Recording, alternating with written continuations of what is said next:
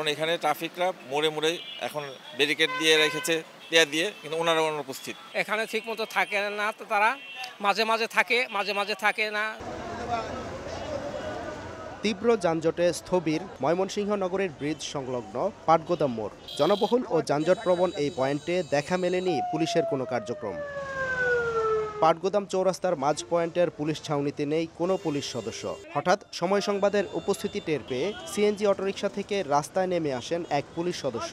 এরপরই দায়িত্ব পালনে নেমে পড়েন আরও দুইজন। যানজট নিরসনে এমন দুর্বল ট্রাফিক ব্যবস্থায় ক্ষুব্ধ নগরবাসী। থাকলেও তারা এদিক ওদিকে যায়, কিন্তু যানজট হইলে তখন যে তাড়াতাড়ি গাড়িগুলো পাস করবে এরকম কোনো দেখা যায় না। আমার চোখে সহজেই পড়ে না যে বড় বড় মোড়গুলোতে ট্রাফিক ব্যবস্থা আছে। খালি মামলা দেওয়ার টাইমে ওনারা আসে, আইসাইরা মামলা দিয়া চলে জায়গায়, আর যানজট লাগে থাকে, কোনো দায়িত্ববানভাবে কোনো কাজ করে না এখানে।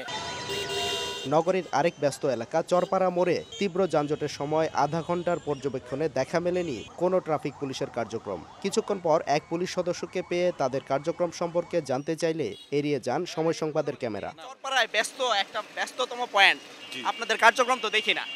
আরে ভাই, আমি তো এনেই আছি। আমি তো এনেই। নগদে 500 টাকা বা তার বেশি পেমেন্টে পেতে পারেন ঢাকায় জমিসহ 20 কোটি টাকার পুরস্কার।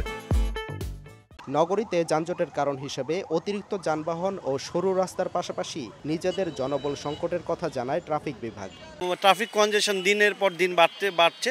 আমাদের যে সেই পুরনো জনবল কাঠামো দিয়ে আমরা প্রতিনিয়ত চেষ্টা করে যাই বিপদে আপদে সহায়তা করতে। আমরা আমাদের জনবল যা আছে তা দিয়ে সর্বোচ্চ চেষ্টা করি যে সুষ্ঠু ট্রাফিক ব্যবস্থাটা ধরে রাখার জন্য।